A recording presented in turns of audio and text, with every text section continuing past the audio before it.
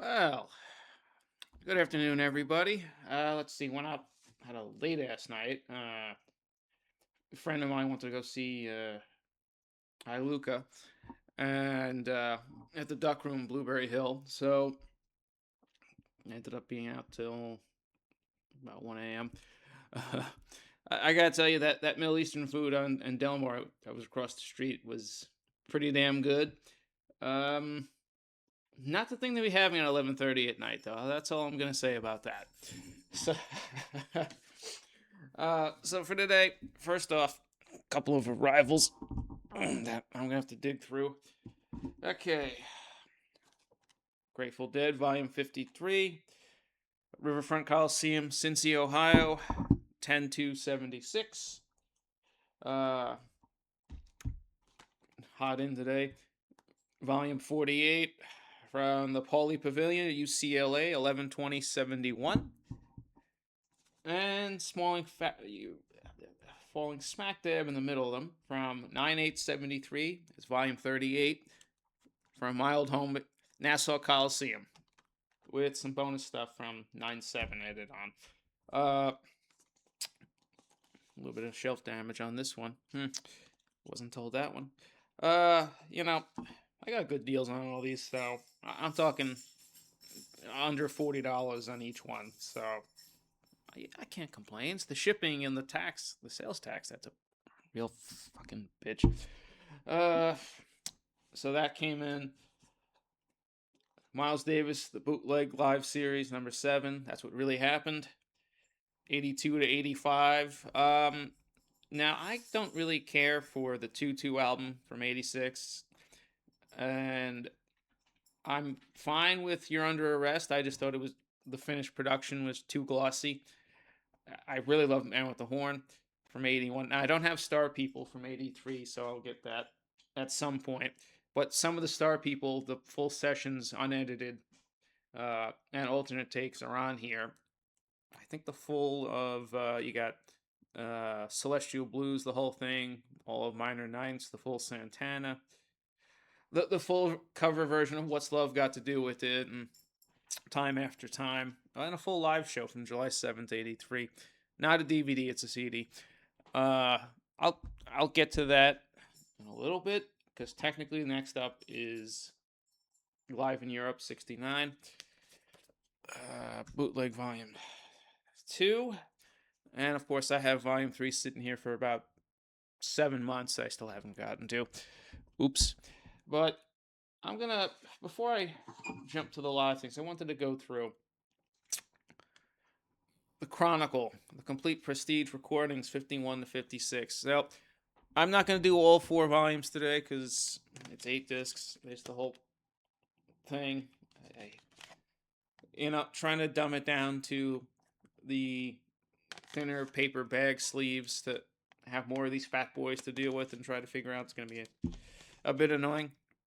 Uh, each disc so far, of the 2 I've played, because I'm going to do this piecemeal instead of just doing the whole damn thing.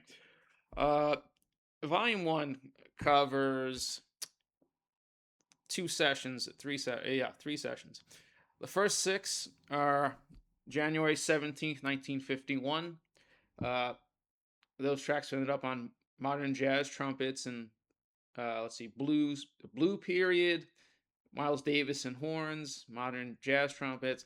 Oh, and another one was I Know ended up on the Sonny Rollins with the modern jazz quartet. The lineup on the first 6 tracks, obviously the man himself, Sonny Rollins, John Lewis, Percy Heath, and Roy Haynes. Uh, I the first 6 tracks on disc 1 were all right, but it was your standard uh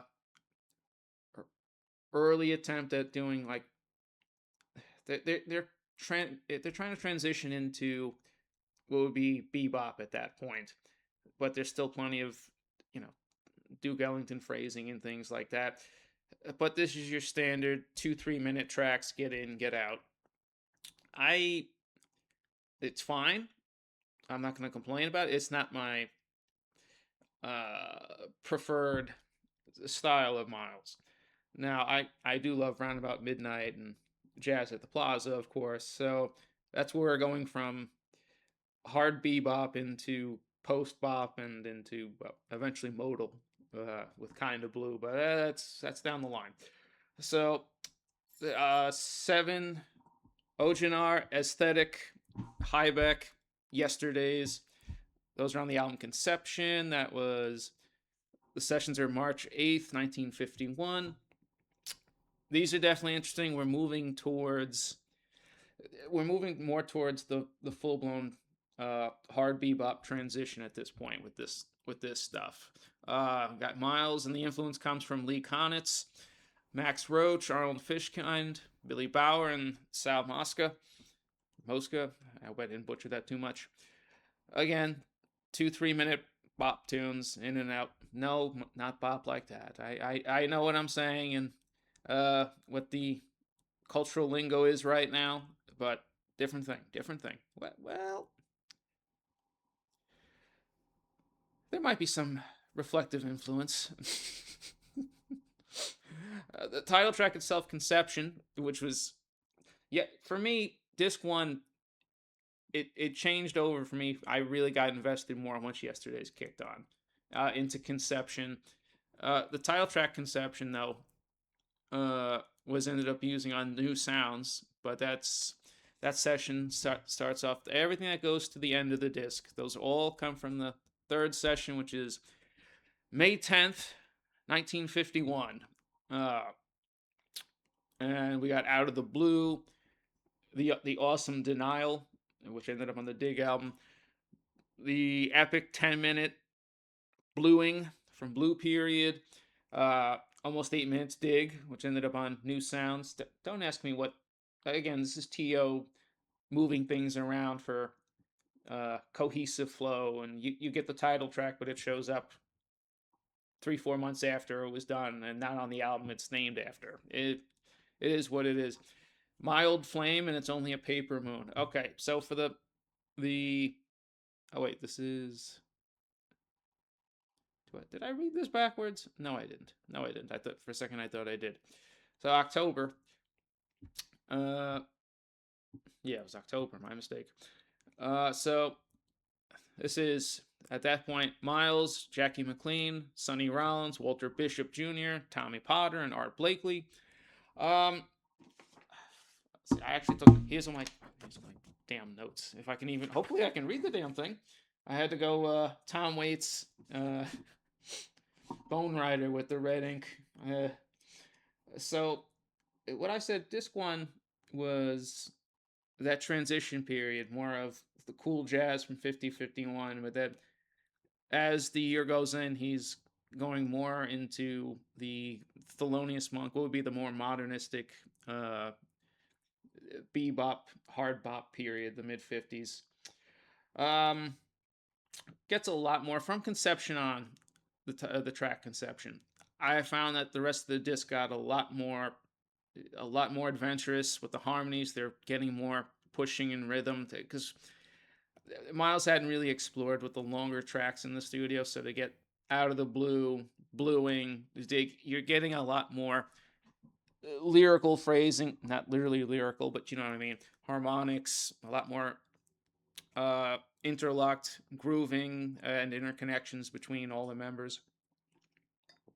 So I went to the dentist and they were like, "We could tell you stopped using a travel mug and maybe a straw to sip your coffee a little bit because the standing is ridiculous." So I was like, "Okay, well, I guess I'll trade in my witchcraft mug for a little while."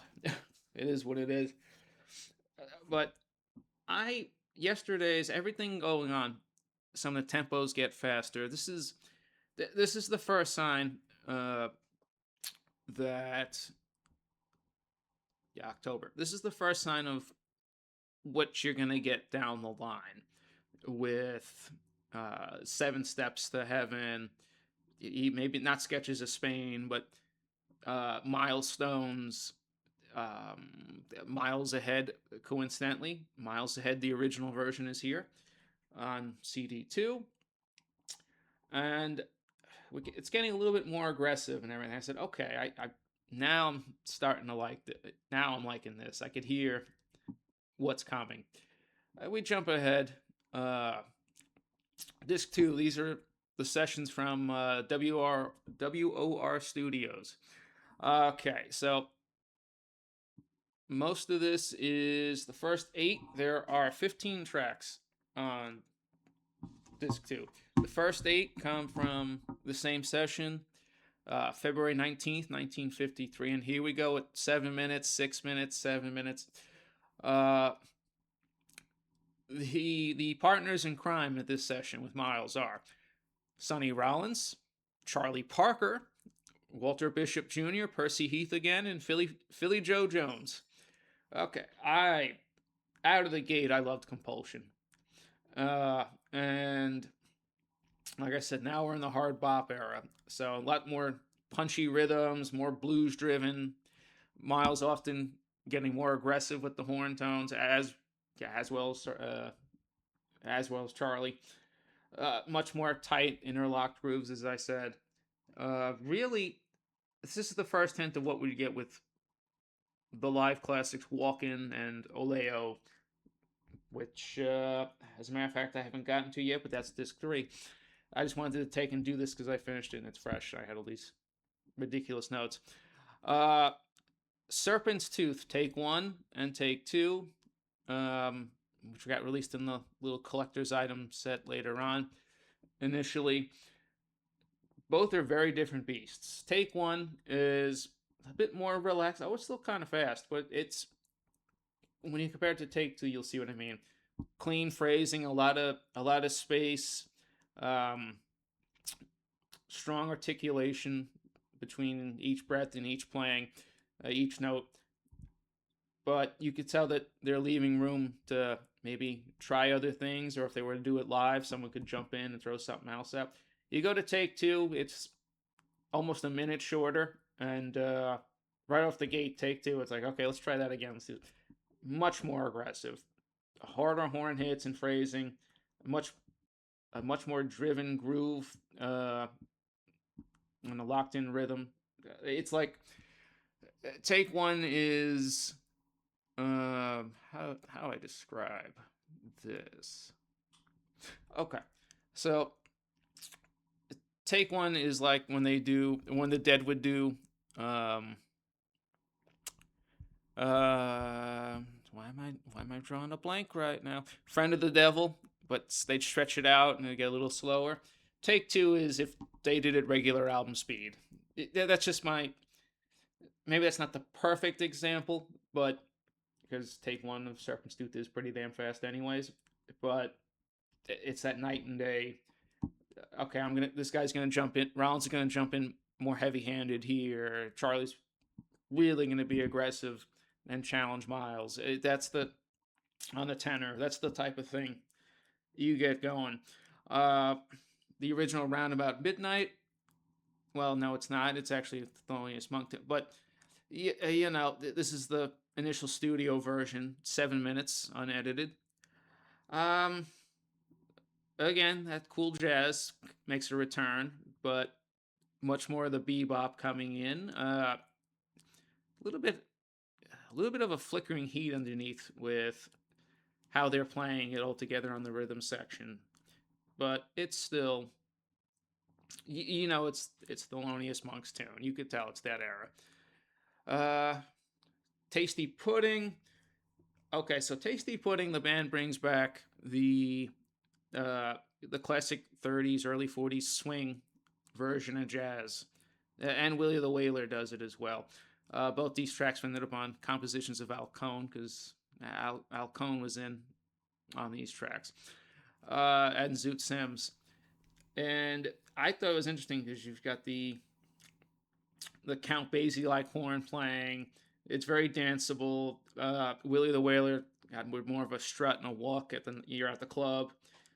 A lot of dancehall type of swagger. So you're getting different explorations and different compositional DNA from other eras to resurrect, to renew, keep going. What else can we do? What does this button do? Ooh, let's put this here. It's pretty progressive for the time. Uh, Going on. It's okay for adults only. And floppy.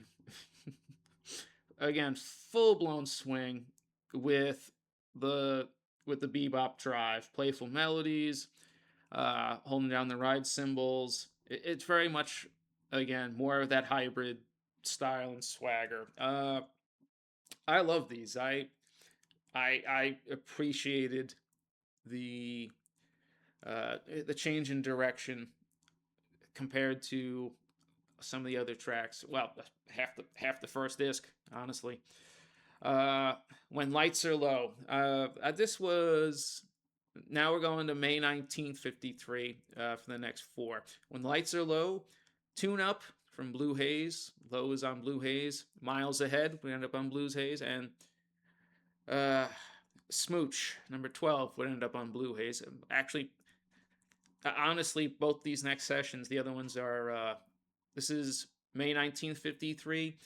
And then the next three that are from March 15th, 54, a year later, would all end up on the album Blue Haze. So you get the whole Blue Haze album here.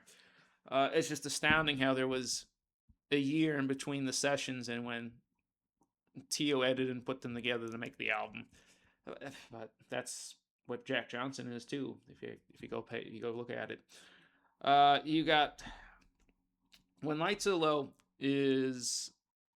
I personally, when I heard it, I said, this is Someday My Prince will come. You could slot that right into the last Gil Evans full blown official album with Coltrane popping in. This is just that same emotional vocabulary, um, more soft notes and phrasing. Uh, the keys are a little bit more that more intimate feel. I want to say the word tender, but very light and bluesy in spaces, but it sounds like something from 6061. There's no getting away from it. I thought it was really cool to hear that and go, oh, okay, yeah, that works for me. Tune up. Again, tune up. Okay, this one's not romantic, but tune up and the original Miles Ahead. I thought tune up had the same type of structure and clarity that you could easily drop onto the album Miles Ahead that Gil Evans rearranged and orchestrated. Like Tune Up would fit alongside New Roomba and the Duke real easy. Or uh, you could argue if you changed some of Miles' playing to that muted when you do that more muted sound on Roundabout Midnight, that smoky nightclub thing with Coltrane and Cannonball are pretty much the aggressors, but Miles is in the back just adding a little bit of low tones and everything.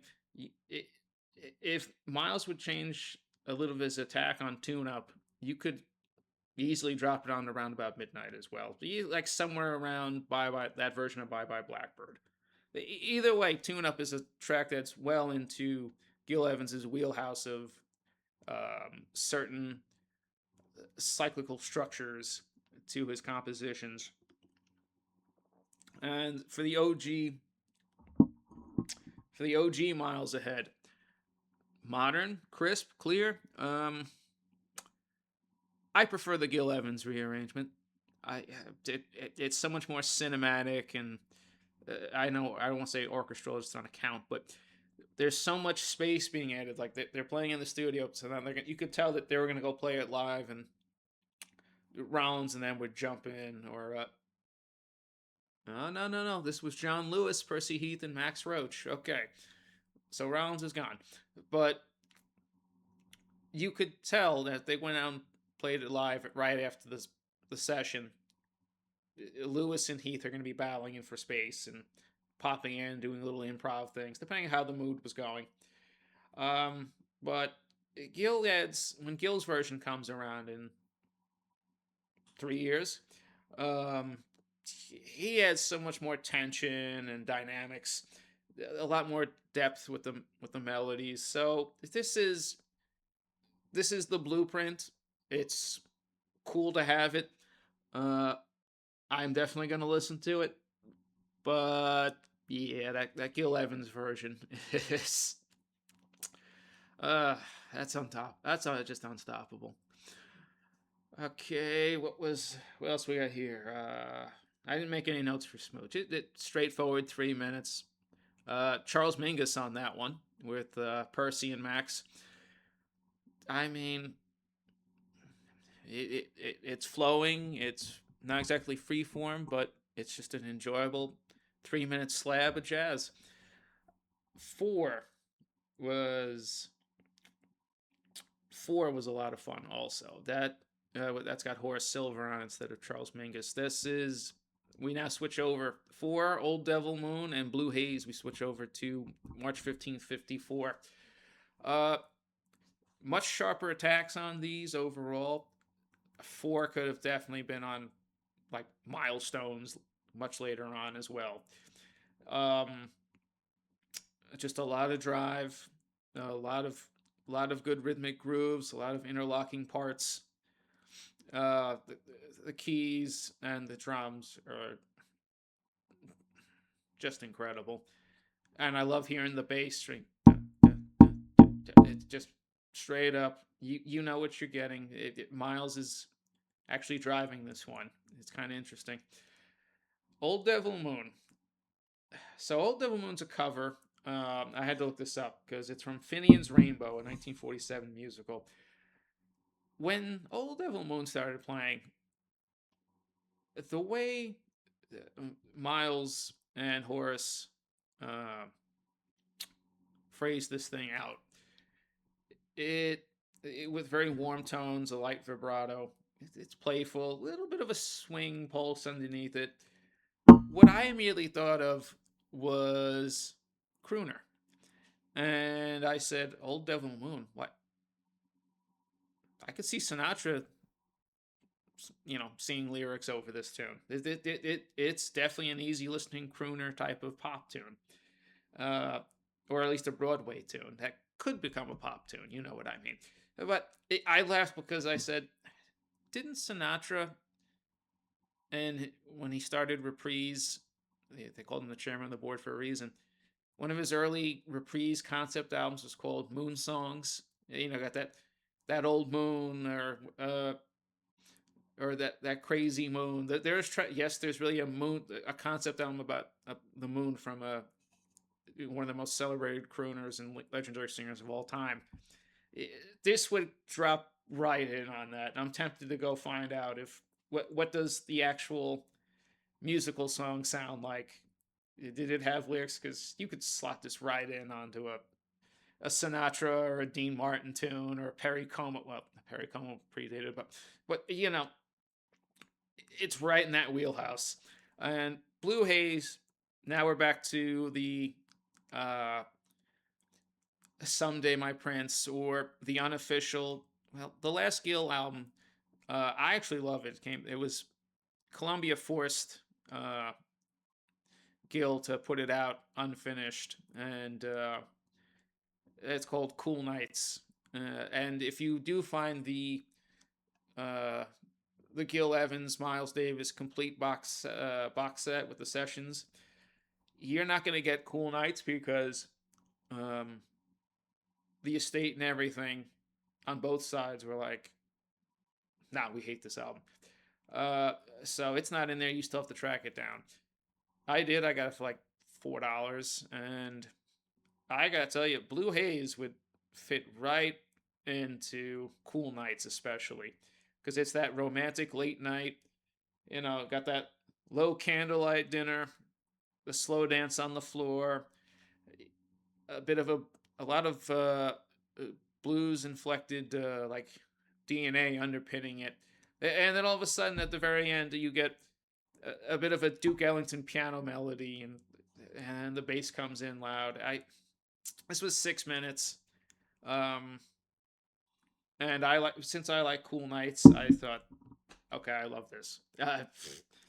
This, When Lights Are Low, Tune Up, Old Devil Moon.